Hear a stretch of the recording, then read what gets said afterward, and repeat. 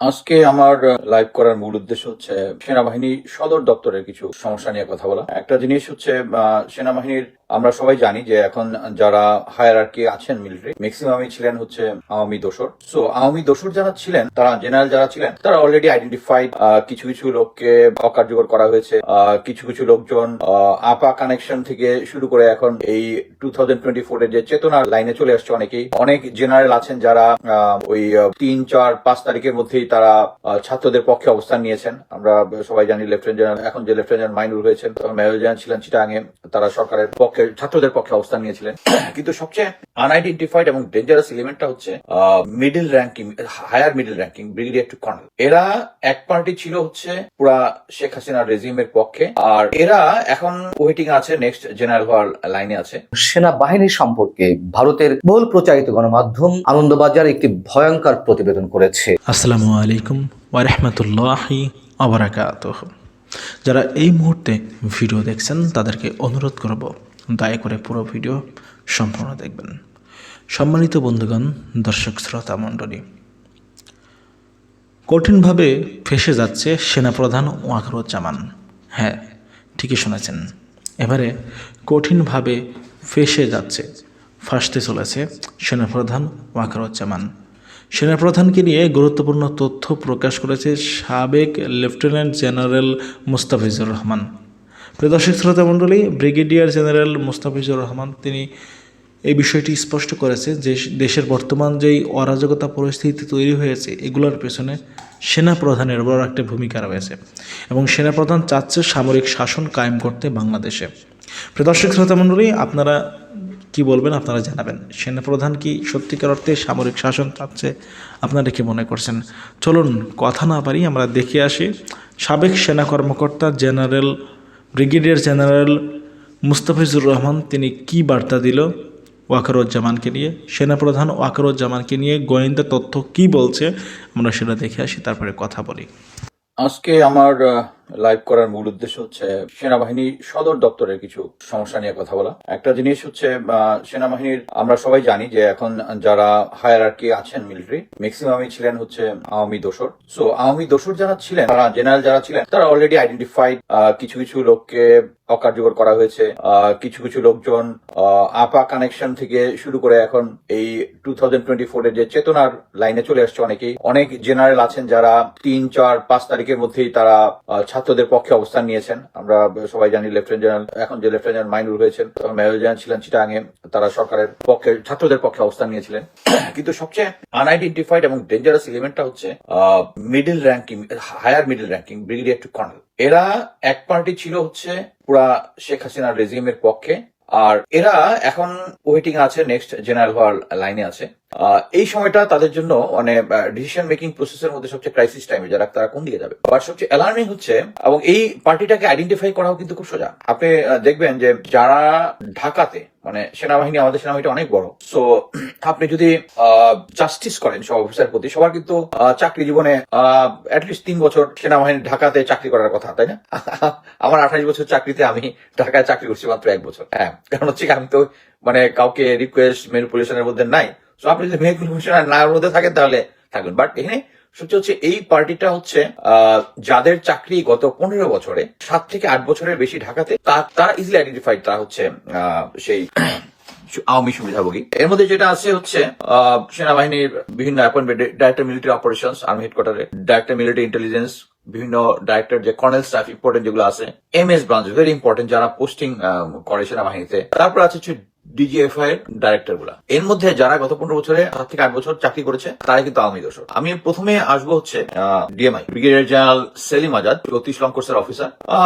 এই অফিসারের সাথে আমি চাকরি করেছি, বাট আমি খারাপ কিছু তখন চাকরিতে দেখিনি। বাট যেটা হয়, মানে অনেকের যে র্যাঙ্ক এন্ড আদার জিনিসটা লোভে পড়ে, এবং আওয়ামী লীগ যেটা খুব ভালোভাবে তাদেরকে এই লোভটাকে, র্যাঙ্ক, বিভিন্ন পদ পদায়ন, এগুলার লোভে ফেলে তাদেরকে অ্যাকচুয়ালি তাদের দলে নিয়েছে। এখন এরা এমন একটা সময়, যেমন গত এই সেলিম আজাদ গত জুনে ডিএমআই হিসাবে ছিল, এর আগে আর্মি হেডকোয়ার্টারে ছিল। আমি দেখেই বলি, এই ছিল হচ্ছে আমি কয়েকদিন আগে একটা ফেসবুকে পোস্ট দিয়েছি, গতকালকে, যে রেজানুর, মেজর জেনারেল রেজানুর, সে হচ্ছে বিডিআর পিলখানার যে পিলখানা যে হত্যাকাণ্ড, এটার পিছনে নেপথ্যের একজন কারিগর। সে যখন র্যাবের এডিজি ছিল, তার স্টাফ ছিল। Sir colonel staff of MI director brigadier general Selim Mahmud, সে যখন এমআই ডাইরেক্টরটা ছিল, ব্রিগেডিয়ার জেনারেল সেলিম মাহমুদ আপনারা সবাই জানেন যে ওই যে কামাল মজুমদারের মেয়ের জামাই এবং very close associate general Aziz, সে যখন ইয়াতে ছিল, বিডিআর এ ছিল, বিডিআর এর ইন্টেলিজেন্স চিফ ছিল, তাকে অনেক চেষ্টা করেছিল জেনারেল আজিজ জেনারেল বানাতে পারে নাই, তার স্টাফ ছিল। নাও কর্নেল স্টাফ থাকাকালীন যেটা হয় 2018 ইলেকশন তো কন্ডাক্ট করেছে, এর মধ্যে তার অবদান ছিল। সবচেয়ে ইম্পর্টেন্ট জিনিস যেটা, সেটা হচ্ছে বিভিন্ন অফিসার এবং তার আরেকটা ডেপুটি আছে কর্নেল আজহার, সেও ওখানে 7 বছর ধরে আছে। এরা এই আওয়ামী লীগের দোসরা, তারা করে কি, যে সমস্ত অফিসাররা এই আজহার আবার আগে র্যাবে ছিল, মানে মিডিয়াতে যারা বঙ্গবন্ধু স্যাটেলাইট, বঙ্গবন্ধুর অমুক, বঙ্গবন্ধু বা যে কোনো কিছুতে নেগেটিভ কোনো কমেন্ট দিয়েছে, এটার সাথে সাথে এন্ডোর্স করে তার নামে একটা নেগেটিভ রিপোর্ট বানিয়ে, মানে আমি আপনাকে গ্যারান্টি দিয়ে বলতে পারি, আমি যখন আর্মিতে ছিলাম, এএসইউ তে ছিলাম, এএসইউ একটা সময় পর্যন্ত একটা স্ট্যান্ডার্ড মেনটেন করতো, স্ট্যান্ডার্ড ইজ গন, স্ট্যান্ডার্ডটা এখন একদম চলে গেছে।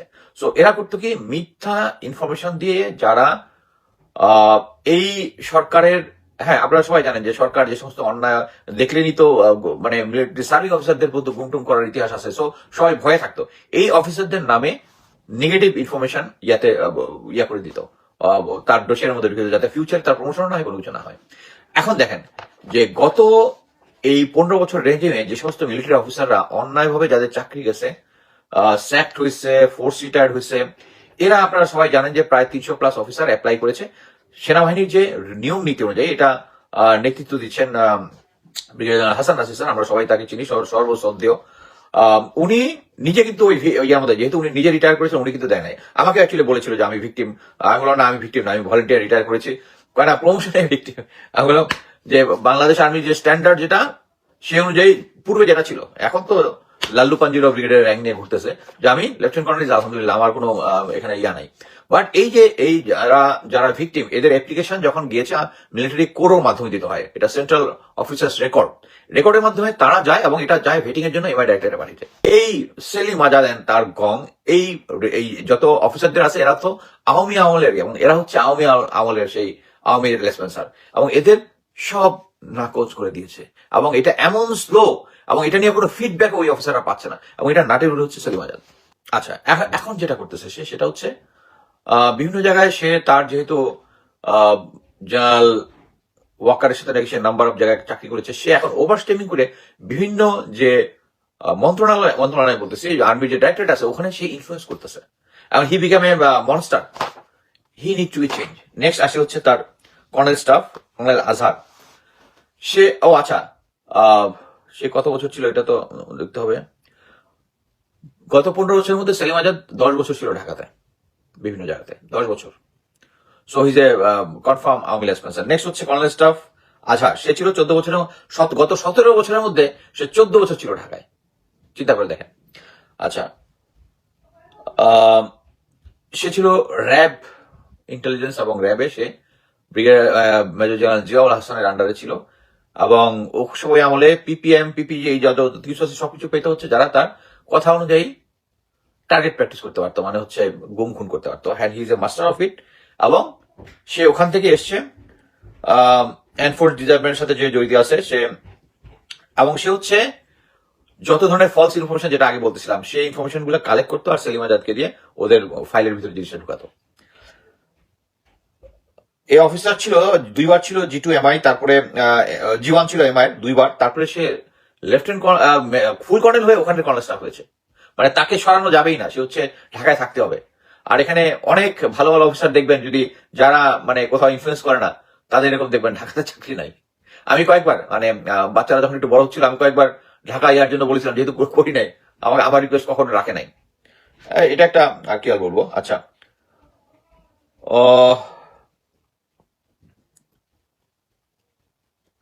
এবং যেটা হচ্ছে যে সমস্ত অফিসারদের যে সিকিউরিটি ক্লিয়ারেন্স হয়, যাদেরকে ভালো জায়গায় পোস্টিং দিতে চায় না, সে সিকিউরিটি ক্লিয়ারেন্সটা ম্যানিপুলেট করে। সো আজহার এবং Selim Azad is a group still working for Awami League sponsor পুরানা জায়গায়। এই প্রেজেন্ট যে সিচুয়েশন আছে, পুরোটাই সে সাপোর্ট দিয়ে যাচ্ছে আর্মির। আচ্ছা, এখন আসি হচ্ছে ডিএমও ব্রিগেডিয়ার জেনারেল নাজিমউদ্দৌলা। নাজিমউদ্দৌলা ঢাকাতে অ্যাপ্রক্সিমেটলি 11 বছর ছিল 15 বছরের মধ্যে, এবং তার ফ্যামিলি রুট হচ্ছে তার এবং তার শ্বশুরের সাইডে আওয়ামী লীগ এবং জাতীয় পার্টি। এবং সে যেটা করেছে সেটা হচ্ছে ডাইরেক্টর মিলিটারি অপারেশন কন্ট্রোল করা হচ্ছে যত এয়ার অপারেশন হচ্ছে যত হেলিকপ্টার মুভমেন্ট আছে, ভিআইপি চলাচল, তারপরে আপনারা যে হেলিকপ্টার গুলো উঠতে দেখেছেন এই আগস্ট মুভমেন্টের মধ্যে, এই সমস্ত অপারেশন গুলা, এবং ইয়ার থেকে নিচে ফায়ার করা, আপনারা দেখেছেন স্নাইপারদেরকে বসেছে, ভারতীয় স্নাইপারদের বসাইছে বিভিন্ন জায়গাতে, এবং ভারতীয় যারা বিভিন্ন জায়গায় স্টাক হয়েছে আপনারা বিভিন্ন দেখেছেন। এই জিনিসগুলো কোঅর্ডিনেশন করেছে উইথ দ্য এমন একটা হচ্ছে they maintain liaison with the police তাদের রিকোয়ারমেন্ট অনুযায়ী। সো তাদের হেলিকপ্টার এবং ড্রোনগুলো চিরাঙে ছিল, ওখান থেকে নিয়ে আসা হয়েছে। আসার পরে এরা কোথাও জায়গায় ছাত্র জনতা এক হচ্ছে এই সমস্ত ইনফরমেশন পুলিশকে দিত, আর পুলিশ গিয়ে ওখানে করতো। He is the main man একটা মিলিটারি অপারেশনস। এবং শুধু নাজিমুদ্দৌলাকে দোষ দিয়ে না, তখন সেনাপ্রধান কে ছিল? ওয়াকারুজ্জামান। তার আন্ডারে সবকিছু হচ্ছিল। মানে আমরা যদি ধরেও নিই উনি খুব ভালো মানুষ, 5 ওয়াক্ত নামাজ পড়ে। উনি এই নাজিমুদ্দৌলা বলবে আমাকে তো বস বলছে, আর বস বলবে আমাকে এরা ভুল বুঝেছে। It's a good nexus. Anyway, helicopter arms in addition he ordered various COs to keep. আচ্ছা, আরেকটা হচ্ছে আওয়ামী লোকজনদেরকে যে শেল্টার দিয়েছে বিভিন্ন জায়গায়। আমি আর আগেও বলেছি যে ওয়াকারুজ্জামান নিজে বিভিন্ন জিওসি, বিভিন্ন ডিজিএফআই, বিভিন্ন সংস্থা, গোয়েন্দা সংস্থা দিয়ে বিভিন্ন আওয়ামী লীগদের দিয়েছে। এখানে দুটো স্পেসিফিক ইনফরমেশন দিয়েছে। সেটা হচ্ছে ডিএমও থাকাকালীন সে এখানে 4B আছে ঢাকাতে, সিও 4B কে আওয়ামী লীগের এমপি যে শাহজাহান খান আছে, শাহজাহান খান বদমাইশ, যে টকশোর মধ্যে আরেকজনকে মারতে গেছিল যদি মনে থাকে, সেই শাহজাহান খানকে আর্মির এপিসির ভিতর করে 4B নিয়ে এসেছে ক্যান্টনমেন্টের ভিতরে যে ইউএন আছে, যে ইউএন এর একটা কমপ্লেক্স আছে, মানে ইউএন এর যে সমস্ত অফিসাররা থাকে তাদের ফ্যামিলিকে এই কমপ্লেক্সের মধ্যে রেখে যায় একটা ভাড়ার বিনিময়ে। তাদেরকে হয়তো মাসে 3,000 বা 4,000 টাকা, তখন আগে 3,000 ছিল, এখন হয়তো বাড়তো, এরকম একটা ভাড়া দিয়ে তার ফ্যামিলি থাকে। ওই একটা বাসার মধ্যে শাহজাহান খানকে সে রেখেছিল। এটা হচ্ছে মেজবির আশেপাশে জায়গাটা, এবং RISDর পাশে। তারপরে হচ্ছে ছোট মনির একজন আছে না, টাঙ্গাইলের এমপি, ছোট মনির, তো আমি চিনি, ছোট মনির ফ্রম টাঙ্গাইল। হ্যাঁ, এই ছেলেটার তার বাসায় 5ই আগস্টের পরে এই ছোট মনিরকে সে তার বাসায় রেখেছিল।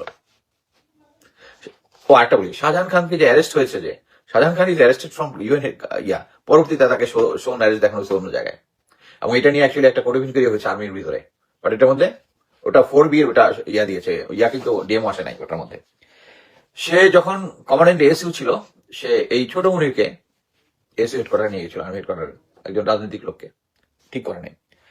তারপরে আসে হচ্ছে এরপর আসে হচ্ছে main important MS branch. MS branch হচ্ছে দায়িত্ব হচ্ছে খুব একটা ইম্পর্টেন্ট দায়িত্ব পালন করে। সেটা হচ্ছে যে সমস্ত অফিসারকে যে সমস্ত জায়গায় দেওয়ার কথা তাদেরকে দেয়। মানে যে লোকটা যেটার জন্য কোয়ালিফাইড, মনে করেন কমান্ডো, সে আইদার ইনস্ট্রাক্টর হবে অথবা কমান্ডো ব্যাটালিয়নে যাবে, যে গোয়েন্দা আছে গোয়েন্দা যাবে। বাট আমার এটা খুব মজা লাগে। আমাকে মনে করেন যে আমি সুপার কমান্ডার ছিলাম, আমি লাস্ট যে পোস্টিংটা পেয়েছিলাম সেটা হচ্ছে বাংলাদেশ ইনফেন্ট্রি রেজিমেন্টে। ওখানে আমি চাল ডাল হিসাব করতাম সৈনিকদের, খুব মজা। বাট আমি জিনিসটা সিনসিয়ারলি করেছি আর কি। এনিওয়ে, যাও ইয়াতে আসি। এই MS ব্রাঞ্চ হচ্ছে ব্রিগেডিয়ার জেনারেল শারাফ। দেখলে আপনার কি খুব সোবার এবং ভেরি হাম্বল মনে হবে, but he was associate with Mollah Fazle Akbar, যার নাম আমি দিয়েছি যে ইয়ার কুশলী, কি বলে, বিডিআর পিলখানার পিছনে কুশলী, মোল্লা ফজলে আকবর। হি ওয়াজ DGDFI that time. Fazle Akbar brigadier general Sharif, Dhaka posting tenure approximate 10 বছর। গত 15 বছরের মধ্যে সে 15 বছরের মধ্যে 10 বছর ছিল ঢাকাতে। So you can calculate his doing. সে যেটা করতেছে যে এখন যারা খুব মেটিকুলাসলি সেকেন্ড টায়ার আওয়ামী লীগের যারা আছে, একটা হচ্ছে ফার্স্ট টায়ার, মানে আওয়ামী লীগ আমরা বলেছি জানি না যে শেখ হাসিনা প্রতিটা সংস্থাতে আওয়ামী লীগের 5, 6, 7, 8, 9 টায়ার করে আওয়ামী লীগ আছে। এই সেকেন্ড টায়ার আওয়ামী লীগকে সে এখন ইম্পর্টেন্ট জায়গায় অ্যাপয়েন্টমেন্ট দিচ্ছে। ঠিক আছে, তারা দিচ্ছে কোথায় কোথায়? ঢাকার আশেপাশে সেন্ট্রাল বিভিন্ন জায়গাতে, ইম্পর্টেন্ট জায়গাতে, যাতে যে কোনো সিচুয়েশন ক্রাইসিস হলে আপার পক্ষে তারা অবস্থান নিতে পারে। সেকেন্ড টায়ারদেরকে সে এখন এই MS branch is very important, এই জায়গাটাতে এই কাজটা করতেছে সে। আচ্ছা, এখানে বিভিন্ন জায়গায় বিভিন্ন ধরনের ইন্টেলিজেন্স স্টোরি আছে যে একটা দেশ আরেকটা দেশের স্যাবোটাজ কিভাবে করে। কোল্ড ওয়ারের সময় এরকম একজন ডাবল এজেন্ট ছিল, সে রাশিয়ান আর্মিতে যে একজন লেফটেন্যান্ট জেনারেল, সে কি করতো, রং লোককে রং জায়গায় দিত, জাস্ট পুরা মানে যে জিনিসটা গোয়েন্দায় দিলে ভালো হবে এর দিয়ে দিল একটা কোয়ার্টারিং জবে, কোয়ার্টারিং গুলো ভালো হলো এর দিল একটা অপারেশনাল জবে, মানে হসপোস্টাই এই এই এই সারাফ কাজটা জাস্ট এটাই করতেছে, just matching up the things, right পার্সনকে চুজ করা রাইট, এটা হচ্ছে এম এস ব্রাঞ্চের কাজ, ইজ নট ডুইং ইট। এবং অফকোর্স সবকিছুর দায়িত্ব শেষ পর্যন্ত ওয়াকার স্যারকে নিতে হবে। 5 ওয়াক্ত নামাজ পড়ে আর ইয়া করে মানে আমাকে ভুল বুঝিয়েছে লোকজন বললে তো আপনি পার পাবেন না স্যার। তারা এখন চাচ্ছে সরকার যেখানেই থাকুক এমন একটা সিচুয়েশনে নিয়ে আসা, তারা জানে শেখ হাসিনা আসতে পারবে না, তারা দেশের পরিস্থিতি এমন একটা জায়গায় এনআরকিতে নিয়ে যাবে। এটা কিন্তু number of time Ilias Hossain বলেছে, পিনাকিদা বলেছে, কনক স্যারের শুতে আমরা নাম্বার অফ টাইম বলেছি, ইভেন রিসেন্টলি আমি গতকালকে দেখলাম জুলকারনাইন স্যার একটা পোস্ট শেয়ার করেছে যে তারা কোন কোন জায়গাতে সাবোটাজ করবে। এই সবকিছুর প্ল্যানিং হচ্ছে। এরকম একটা সিচুয়েশন যখন আসবে তখন সবাই বলবে সেনাবাহিনীকে দায়িত্ব নিতে, সেনাবাহিনী দায়িত্ব নিবে কারো with that Awami generals and other things. যারা ইনঅ্যাক্টিভ হচ্ছে তখন তারা অ্যাক্টিভ হয়ে যাবে, যে তারা তখন একটা আর্মির ভাবমূর্তি থাকবে, দেশের এই ক্রাইসিস টাইমের আওয়ামী লীগ আবার সেভিয়ার হিসেবে আসতেছে। বাট একটা জিনিস মনে রাখবেন, আর্মি এখন গ্রাউন্ডে আছে, আর্মির ম্যাজিস্ট্রেসি পাওয়ার আছে, আর্মি ইচ্ছা করলেই সবকিছুর বিরুদ্ধে ব্যবস্থা নিতে পারে, রহস্যজনক কারণে নিচ্ছে না। এটা যদি আপনারা না বুঝেন তাহলে কিছু কারণ নাই। এখন যদি আর্মি আসে দেখবেন সবকিছু কিন্তু তখন ভারতের সাপোর্টটা চলে আসবে, তো তখন দেখবেন সব আর কোনো এনার্কি হচ্ছে না, কি আওয়ামী লীগ মানে কি আর্মি টেকেন ওভার করেছে। আর্মি তো এখনো আছে, আর্মিকে এই যে আর্মিকে ঠিকমতো অ্যাক্ট করতে দিচ্ছে না ভারত, কারণ তারা চাচ্ছে এরকম একটা ক্রাইসিস সিচুয়েশন হোক, হওয়ার পরে যাতে আর্মি আবার টেক ওভার করতে হবে। এই সারাফ চেষ্টা করতেছে ওই যে সেকেন্ড টায়ার অফিসারদেরকে, এটা একটা বিশাল অ্যারেঞ্জমেন্ট, ঢাকার আশেপাশে অ্যারাউন্ড সব জায়গার মধ্যে পোস্টিং গুলো সে দিতেছে। এই এদেরকে চেঞ্জ করতে হবে ওয়াকার স্যারকে। আচ্ছা, আমরা জানি এটা কাস্টমার, নর্মালি একজন চিফ চেঞ্জ হলে নর্মালি যেটা হয়, চিফ তার নিজের পছন্দের এমএস কে নিয়ে আসেন, নিজের পছন্দের ডিএমও কে নিয়ে আসেন, এক্ষেত্রে কিন্তু তাই হয়নি। সব আগের যে সেট আপ আছে, এই মানে আমার কথা হচ্ছে এই যে একটা 2024-এর একটা বিপ্লব গেল, বিপ্লবের সময় আর্মির অবশ্যই 5 তারিখের আগের লোক পরের লোক, বাট এটা তো সেই আর্মি 5 তারিখের আগে যে আর্মি যে ইয়াটা করেছে, জনগণের দিয়ে গুলি করেছে। এবং আমি মানে একটা জিনিসের জন্য খুব অ্যাশেমড হই মাঝে মাঝে, আবার মনে করি না ঠিকই আছে, এটা হচ্ছে আমার বাসায় এখনো আছে, কি বলে পোস্টার গুলো আছে, ওয়েট আমি আপনাকে দেখাচ্ছি। সরি, আমার ওয়াইফের গুছানোর বাতি আছে, এগুলো কোথাও গুছায় রাখছে। ওর কথা আমি বলতে চাচ্ছিলাম যে আমরা ব্যানার এবং প্ল্যাকার্ড নিয়ে ইউএন এর সামনে দাঁড়িয়েছিলাম যে সেনাবাহিনী আর বাংলাদেশ আর্মিকে স্যাংশন দেওয়ার জন্য। এই জন্য তখন বাংলাদেশ আর্মি গুলি করতেছিল আমাদের সাধারণ জনগণের দিকে। এটা আরেকদিন দেখো আচ্ছা, আমার কাছে যত ব্যানার এবং ফেস্টুন, আমরা ইউএন হেডকোয়ার্টার দাঁড়িয়েছিল এই সেনাবাহিনীর এগেন্স্টে কেন দাঁড়িয়েছিলাম, কারণ তারা সিভিলিয়ানের দিকে গুলি করতেছিল। সো আমি বলতে চাচ্ছি যে এটা হচ্ছে সেই আর্মি। এবং 2005-এর আগের আর্মির যে সমস্ত আর্মি হেডকোয়ার্টারের important appointment, DMI, DMO, MS ব্রাঞ্চে যে সমস্ত স্টাফ ছিল, স্টিল দেয়ার, তারা এখনো আছে এবং তারা ওইভাবেই আর্মিকে সাজাচ্ছে। আমাদেরকে এই ব্যাপারে একটা ব্যবস্থা নিতে হবে। আমাকে আমার সোর্সরা বলে হচ্ছে যে এরা হচ্ছে চিফকে মিসগাইড করতেছে এই সেই, বাট আমার কথা হচ্ছে উনি তো সেনাপ্রধান পর্যন্ত হয়েছেন, যেভাবেই হোক হয়েছেন, জেনারেল হয়েছেন, সেনাপ্রধান হয়েছেন, উনি যদি বলেন যে আমাকে ভুল বোঝাচ্ছে, এটা তো হবে না। ইমিডিয়েটলি আমি জেনারেল ওয়াকার স্যারকে অনুরোধ করবো এই অফিসার গুলাকে সরানোর জন্য, এছাড়া তো আমার পূর্বের যে দাবি দেওয়া আছে সেটা হচ্ছে ডিজিএফআই, তারপরে বিজিবি 9 জিওসি, এগুলাকে এখন আপনারা কোনো কিছুই সরাচ্ছেন না। হোয়ারেজ আমরা তখন অ্যাশেমড হব যখন এই যে গুম কমিশন যে একটার পর একটা লিস্ট বের করতেছে, এবং লিস্ট বের করার পরে যখন তাদেরকে আপনাকে ফোর্স রিটায়ার্ড দিতে হবে এবং দেখবেন যে এদেরকে সিভিল অথরিটি এসে অ্যারেস্ট করে নিয়ে যাচ্ছে, তখন আমরা অ্যাশেমড হব। এবং এই লোকগুলাকে আপনারা এতদিন হারবার করেছেন, তখন আপনি নিজে অ্যাশেমড হবেন। সো আমি আশা করব যাদের নামগুলা বললাম, যাদেরকে brigadier Selim Azad, Azhar, brigadier Sharaf, Nazimuddaula, they should be changed immediately. They are creating, মানে বাংলাদেশ সেনাবাহিনীর ভিতরে ওই এমন ভাবে সেট করতেছে যেন যে কোনো সময় ওই যে টুক করে আপা চলে আসবে, আসলেই তারা আবার সেই মতো সেট আপ করতে হবে। এবং সেনাবাহিনী সম্পর্কে ভারতের বহুল প্রচারিত গণমাধ্যম আনন্দবাজার একটি ভয়ঙ্কর প্রতিবেদন করেছে, এবং আমাদের প্রতিরক্ষা মন্ত্রণালয়ের জনসংযোগ পরিদপ্তর আইএসপিআর থেকে এটিকে নিয়ে অবশ্যই প্রতিবাদও দেওয়া হয়েছে। তবে এই যে ভয়ঙ্কর প্রতিবেদনটি করা হয়েছে সেটি নিয়ে মানুষের মনে এক ধরনের বিভ্রান্তিও সৃষ্টি হতে পারে, এবং এই বিভ্রান্তি সৃষ্টির পেছনে অবশ্যই সরকারের কয়েকজন উপদেষ্টা এবং সাম্প্রতিক সময়ে মৌলবাদীদের যে আস্ফালন আমরা বিভিন্ন ক্ষেত্রে দেখতে পাচ্ছি, সেগুলো কাজ করতে পারে, এটুকু আমি প্রথমে বলে রাখছি। আমরা আনন্দবাজার যে ভয়ঙ্কর প্রতিবেদনটি করেছে সেই বিষয়ে আগে একটু চুম্বক অংশ আপনাদেরকে জানিয়ে রাখি, তারপরে আইএসপিআর কি বলছে সেটাও নিশ্চয়ই আপনাদের জানাবো। এখানে বলা হচ্ছে যে কুর্সিতে বসা স্টক ভারত বিরোধী মনোভাব বজায় রেখেছেন বাংলাদেশের অন্তর্বর্তী সরকারের প্রধান উপদেষ্টা মোহাম্মদ ইউনূস। এবার আরো এক কদম এগিয়ে রাওয়ালপিন্ডির সেনা সদর দপ্তরের জন্য পদ্মা পাড়ের দরজা খুলে দিলেন তিনি। সূত্রের খবর, বাংলাদেশের সেনাবাহিনীকে প্রশিক্ষণ দিতে ঢাকা, ময়মনসিংহ, খুলনা, কুমিল্লায় আসছে পাক সেনারা।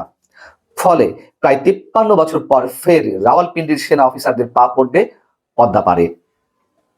মেজর জেনারেল পদমর্যাদার পাক সেনা অফিসার বাংলাদেশের ফৌজকে প্রশিক্ষণ দেবেন বলে জানা গিয়েছে। বাংলাদেশের স্থানীয় সংবাদ মাধ্যমগুলো জানিয়েছে, আমি আবারও বলছি, এখানে বলা হচ্ছে বাংলাদেশের স্থানীয় সংবাদ মাধ্যমগুলো জানিয়েছে আগামী বছরের ফেব্রুয়ারি থেকে 2025-এর ফেব্রুয়ারি থেকে ধাপে ধাপে প্রশিক্ষণ দেবে পাক সেনা। প্রথম পর্যায়ে প্রশিক্ষণ চলবে ময়মনসিংহ ক্যান্টনমেন্টে। বাংলাদেশের এই সেনা ছাউনিতেই রয়েছে ট্রেনিং অ্যান্ড ডক্ট্রিন কমান্ডের সদর দপ্তর। আনন্দবাজার বলছে, জানা গিয়েছে প্রথম পর্যায়ে প্রশিক্ষণ শেষ হতে প্রায় 1 বছর লাগবে। বাংলাদেশের সেনাবাহিনীর 10টি কমান্ড রয়েছে। পরবর্তী পর্যায়ে প্রতিটি কমান্ডেই প্রশিক্ষণ দেবে পাক সেনা বা পাক ফৌজ। চলতি বছরের নভেম্বরে বাংলাদেশের অন্তর্বর্তী সরকারকে সেনা প্রশিক্ষণের প্রস্তাব দেন পাক ফৌজের জয়েন্ট চিফ অফ স্টাফ কমিটির চেয়ারম্যান জেনারেল শাহির শামসেদ মির্জা। আর সেটিকে নাকি সাদরে গ্রহণ করেছেন আমাদের সেনা প্রধান জেনারেল ওয়াকরুজ্জামান। বলা হচ্ছে যে রাওয়ালপিন্ডি সেই প্রস্তাব সাদরে গ্রহণ করেছেন পদ্মাপাড়ের সেনা প্রধান জেনারেল ওয়াকরুজ্জামান। সম্প্রতি বাহিনীকে প্রশিক্ষণ দিতেই পাক সেনা অফিসারদের বাংলাদেশে আমন্ত্রণ জানিয়েছেন তিনি। এবং পাকিস্তান থেকে বিপুল পরিমাণ অস্ত্র আসছে, বিপুল পরিমাণ গোলাবারুদ আসছে। মাঝে কয়েকদিন আগে পাকিস্তান থেকে যে একটি জাহাজ এসেছিল, পাকিস্তানের সঙ্গে তো ব্যবসা বাণিজ্য শুরু হয়েছে নতুন উদ্যমে, সেটাও আমরা জানি। সেই হিসেবেই বাংলাদেশ সহ আরো বেশ কয়েকটি রাষ্ট্রে পাকিস্তানের কিছু পণ্য নিয়ে আমাদের চট্টগ্রাম নোঙরে ভিড়েছিল। এটি নিয়েও তখন এক ধরনের বিভ্রান্তিকর, এক ধরনের কি পুরোপুরি মিথ্যা সংবাদ প্রকাশ করেছিল। সেটি আবারও এখানে উল্লেখ করা হয়েছে। পাকিস্তান থেকে বিপুল পরিমাণ গোলা বারুদ আমদানি করা শুরু করেছে বাংলাদেশ। এবছরের সেপ্টেম্বর থেকে ডিসেম্বরের মধ্যে ইসলামাবাদের কাছে 40,000 রাউন্ড বুলেট চেয়ে পাঠিয়েছে ঢাকা। গত 2 মাসে পাকিস্তান থেকে অন্তত 2টি মালবাহী জাহাজ গিয়েছে বাংলাদেশ বন্দরে। সাধারণ পণ্য নাকি তার আড়ালে গোলাবারুদ ঢাকায় পাঠাচ্ছে ইসলামাবাদ। ইতিমধ্যে তা নিয়ে তৈরি হয়েছে সন্দেহ। গোটা ঘটনার উপর নজর রাখছে নয়াদিল্লি।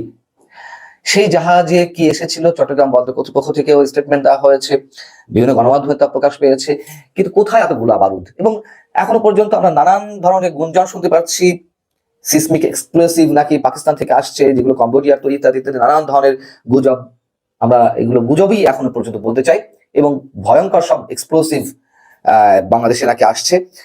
যাই হোক, আনন্দবাজার বলছে প্রতিরক্ষা বিশেষজ্ঞদের কথায় উত্তর পূর্ব ভারতকে মূল ভূখণ্ড থেকে আলাদা করতে বাংলাদেশকে বোর্ডের মতো ব্যবহার করছে পাকিস্তান। রাওয়ালপিন্ডির সেনা অফিসারদের মূল লক্ষ্য শিলিগুড়ি করিডোর।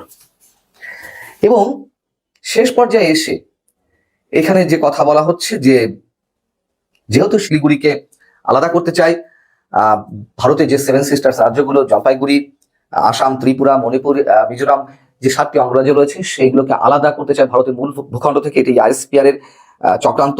এবং বাংলাদেশকে ব্যবহার করতে চায়। এগুলো যদিও অনেক পুরনো কথা, মানে অন্তত গত 4-5 মাস ধরে চলছে। আমি আবার বলছি, এগুলোর পিছনে আমাদের এখান থেকেই যে ধরনের তথ্য ঠিক নয়, যে ধরনের কথাবার্তা সরকার বিভিন্ন পর্যায়ে উপদেষ্টা বা সমন্বয়কদের পক্ষ থেকে ছড়ানো হচ্ছে, এইগুলো নিয়ে অবশ্যই এই রিপোর্টের ভিত্তিতে মানুষের মনে এক ধরনের বিভ্রান্তি তৈরি হতে পারে এবং অবশ্যই তাদের পক্ষ থেকে এক ধরনের উস্কানি অবশ্যই দেওয়া হয়েছে। আরেকটু এই রিপোর্টের অংশবিশেষ একটু আপনাদের জানাতে চাই। সেটি হচ্ছে, এখানে বলা হচ্ছে 1971 সালের যুদ্ধের ভারতের সেনাদের সঙ্গে কাঁধে কাঁধ মিলিয়ে লড়াইয়ের ময়দানে ছিল বাংলাদেশের মুক্তি বাহিনী। মাত্র 13 দিনের মধ্যে মাথা নোয়াতে হয় ইসলামাবাদকে।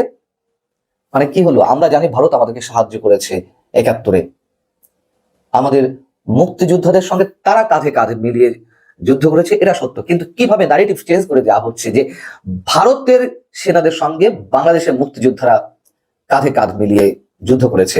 যাই হোক, এখন বিষয় হচ্ছে যে এর প্রতিবাদে অবশ্যই আমাদের প্রতিরক্ষা মন্ত্রণালয়ের আন্তঃবাহিনী জনসংযোগ পরিদপ্তর আইএসপিআর একটি বিবৃতি দিয়েছে। বিবৃতিতে আইএসপিআর বলছে যে বাংলাদেশ সেনাবাহিনী পেশাদারিত্ব, নিরপেক্ষতা, আন্তর্জাতিক সহযোগিতা নীতিতে অটল। নিয়মিত কার্যক্রমের অংশ হিসেবে বাংলাদেশ সেনাবাহিনী বিভিন্ন দেশের সশস্ত্র বাহিনীর সঙ্গে বন্ধুত্বপূর্ণ সম্পর্ক বজায় রাখে এবং পারস্পরিক বোঝাপড়া ও দক্ষতা বৃদ্ধির জন্য ছাত্র বিনিময় ও প্রশিক্ষণ সহ বিবিধ সহযোগিতামূলক কর্মসূচি পালন করে।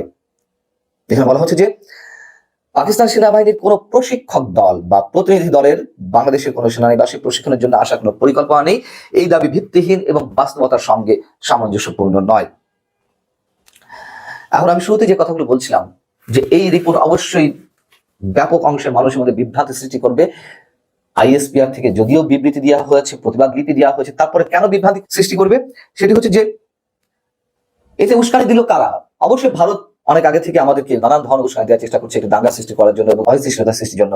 কিন্তু মাহফুজ আলম কয়েকদিন আগে কি বললেন? বাংলাদেশের ম্যাপকে তিনি বড় করে দেখালেন, ভারতের বিভিন্ন অঙ্গরাজ্য দখল করে নিতে হবে, হিমালয় থেকে বঙ্গোপসাগর পর্যন্ত আরো ভারতে যেসব অঙ্গরাজ্য ছড়িয়ে ছিটিয়ে আছে সেগুলোকে বাংলাদেশের ম্যাপের মধ্যে নিয়ে আসতে হবে। এক। দুই হচ্ছে তিনি গৃহযুদ্ধের ডাক দিয়েছেন কয়েকদিন আগে। তিন হচ্ছে যখন বাংলাদেশের বিভিন্ন পর্যায় থেকে মৌলবাদী শক্তির একটা ফলন আমরা দেখতে পাচ্ছি, সে বিষয়ে সরকারের পক্ষ থেকে নানান পর্যায়ে এগুলোকে অ্যাভয়েড করার চেষ্টা করা হচ্ছে। অ্যাভয়েড মানে তারা নির্বিকার রয়েছে, নীরব রয়েছে, সেগুলো আমাদের মনে নানান ধরনের সন্দেহ জাগাচ্ছে। পার্শ্ববর্তী একটি রাষ্ট্র থেকে যেভাবে ক্যাম্পেইন করা হলো, যেভাবে বাংলাদেশকে বিকৃতভাবে চিত্রিত করা হলো, তখন পুরো জাতি আবার দ্বিতীয়বারের মতো ঐক্যবদ্ধ হলো। আমি মনে করি রাষ্ট্র সংস্কার, অবশ্যই আমি কেতাবি কথায় যাচ্ছি না, কিন্তু আমি খুব মেঠো বাংলায় বলতে চাই যে আমাদের মানসিকতার সংস্কার প্রয়োজন, তাহলে পরে আমাদের রাষ্ট্র সংস্কারটা কাজে দিবে। কিন্তু আপনি দেখুন না, আমার সমালোচনা করে যে আমি আপনাকে ঘায়েল করার জন্য হেন কোনো চেষ্টা নাই, আমি সেটা করব। কিছু লোক আমাকে ভালো বলবে, কিছু লোক খারাপ হবে। যেমন আমি একটা মজার ছলে পড়ি, বিএনপির এক শীর্ষ নেতা ছিলেন তরিকুল ইসলাম, আল্লাহ উল্লাহকে বেশ নসিব করুক। এক লোক এসে বলছে, বস আমি কিন্তু আপনার খুব ভক্ত। তিনি বলতে যাবে এটা, আমি কি সাবানা না ববিতা, আমার আবার ভক্ত কিসের? নির্বাচন অবশ্যই বাংলাদেশে একটি জনপ্রতিনিধিত্বশীল সরকার গঠন করতে হবে। যে আকাঙ্ক্ষা মানুষ ধারণ করেছে, যে আকাঙ্ক্ষাকে লোড করে নিয়েছে বিগত ফ্যাসিস্ট সরকার, সেই আকাঙ্ক্ষার বাস্তবায়ন বাংলাদেশে হতে হবে। তো আমি যখন জুম্মার নামাজে মাঝে মধ্যে যেতাম, মসজিদের ইমাম সাহেব যখন দোয়া করতেন, একটা দোয়া শুনতাম যে ইয়া আল্লাহ আমাদেরকে সবাইকে তুমি এক এবং নেক বানাও। তখন আমার মনে হচ্ছে, আমি নামাজ শেষে চিন্তা করতাম যে দ্বিতীয়টা হয়তো সম্ভব, কিন্তু প্রথমটা সম্ভব না। এক নেক হয়তো হয়ে যেতে পারবে, কিন্তু এক হতে পারবে না। এই যে ঐক্য, কিন্তু যখন দেখলাম যে বাংলাদেশের মানুষের উপরে, বাংলাদেশের সরকারের উপরে এবং অধিকার প্রতিষ্ঠার বিষয়ে পার্শ্ববর্তী একটি রাষ্ট্র থেকে যেভাবে ক্যাম্পেইন করা হলো, যেভাবে বাংলাদেশকে বিকৃতভাবে চিত্রিত করা হলো, তখন পুরো জাতি আবার দ্বিতীয়বারের মতো ঐক্যবদ্ধ হলো। প্রথমবার হলো 5ই আগস্ট, দ্বিতীয়বার হলো পুরো জাতি আজকে ঐক্যবদ্ধ। আমি মনে করি এটা, এই যে প্রথম শব্দটা ঐক্য, বাংলাদেশের মানুষের মধ্যে, রাজনৈতিক দলসমূহের মধ্যে, সৃষ্টিশীল মানুষের মধ্যে একটি ইস্পাত কঠিন ঐক্য গড়ে উঠেছে। কিন্তু যেটি হচ্ছে এবং চলছে সেটা হলো ঐক্য বিনষ্টের চেষ্টা চলছে। আমরা গণতন্ত্রের কথা বলি, কিন্তু আমি নিজে গণতান্ত্রিক হতে চাই না। যেমন আমি কথায় কথা বলি, আরে ভাই আপনি কি আমার চেয়ে বেশি বুঝেন নাকি? তার মানে আমি বেশি বুঝি, আমি কিন্তু গণতান্ত্রিক না। আরে ভাই আগে আমারটা শুনেন। এই যে অগণতান্ত্রিক, এবং আমরা এই যে সাম্য, মর্যাদা এসবের কথা বলি, কিন্তু আমি একটু উপরে থাকতে চাই, একটু প্রিভিলেজ থাকতে চাই। ছোট্ট ছোট্ট বিষয়, আপনি এলিভেটরের জন্য দাঁড়িয়েছেন লিফটের মধ্যে, কিন্তু আমি চাইবো আমি আগে উঠে যাব, আমি একটু পোশাক আশাকে ভালো, আমি একটু বড় পদ। আর কিছু মানুষ আছে খুব ভক্তি করছে আমাকে, এত ভক্তি, এত নমনীয়। এই যে বৈষম্য, আপনি একটু কোনো কাজে সরকারি অফিসে যাবেন, ওসি সাহেব বসে থাকবে, কতক্ষণে আপনি তাকে স্যার বলবেন। এই যে একটা বিভেজন, বৈষম্য, আপনি ছোট ছোট বিষয়গুলো হবে, এইগুলিকে যদি আমরা সংস্কার না করতে পারি নিজেদেরকে, আমি মনে করি রাষ্ট্র সংস্কার, অবশ্যই আমি কেতাবি কথায় যাচ্ছি না, কিন্তু আমি খুব মেঠো বাংলায় বলতে চাই যে আমাদের মানসিকতার সংস্কার প্রয়োজন, তাহলে পরে আমাদের রাষ্ট্র সংস্কারটা কাজে দিবে। না হলে পরে বিশাল আকারের বই পুস্তক হবে, অনেক সুন্দর সুন্দর কথা হবে। বাংলাদেশে কিন্তু আইনের কোনো অভাব নেই, কিন্তু অভাব হচ্ছে আইনের প্রয়োগের। সম্মানিত বন্ধুগণ, দর্শক শ্রোতা মণ্ডলী, আপনারা দেখতে পারলেন। ব্যক্তিগত মতামত অভিব্যক্তি অবশ্যই কমেন্টে জানিয়ে যাবেন। কি বলবেন, কি বলার রয়েছে আপনাদের? সাবেক এই সেনাপ্রধান ব্রিগেডিয়ার জেনারেল মুস্তাফিজুর রহমান তিনি স্পষ্ট করেছে পুরো বিষয়টি। গোয়েন্দা তথ্য বলছে সেনাপ্রধান অনেক ঘটনার সঙ্গে জড়িত। বাংলাদেশের বর্তমান অনেক ঘটনা ঘটছে এবং এই ঘটনাগুলোর সঙ্গে কোনো না কোনো জায়গায় সম্পৃক্ত রয়েছে সেনাপ্রধান বা সেনাবাহিনী। প্রদর্শক শ্রোতা মণ্ডলী, সেনাবাহিনীর ইচ্ছা আকাঙ্ক্ষা সামরিক শাসন কায়েম করা, দেশে সামরিক শাসন জারি করা। এটা নিয়ে আপনারা কি বলবেন, কি মনে হচ্ছে? প্রদর্শক শ্রোতা মণ্ডলী, সচিবালয়ে অগ্নিকাণ্ডের ঘটনা, সচিবালয়ের সামনে গ্রাম পুলিশ কিংবা আনসারদের বিক্ষোভ, অন্যদিকে নানা ইস্যু নিয়ে সম্মেলন, প্রিয় দর্শক শ্রোতামণ্ডলী, রাজপথে নেমে আসা, বিতর্ক সৃষ্টি করা, প্রিয় দর্শক, এগুলো নিয়ে একদম ঘোলাটে অবস্থা রাজনৈতিক অঙ্গন জুড়ে। মনে হচ্ছে কোনো একটা ষড়যন্ত্রের পার্ট এগুলা। অন্তর্বর্তীকালীন সরকারকে ব্যর্থ করার প্রচেষ্টায় লেগে আছে কিছু কুচক্রী মহল। তার ভিতরে হতে পারে সেনাপ্রধান, সেনাবাহিনী কিংবা অন্য কোনো স্বার্থন্বেষী মহল।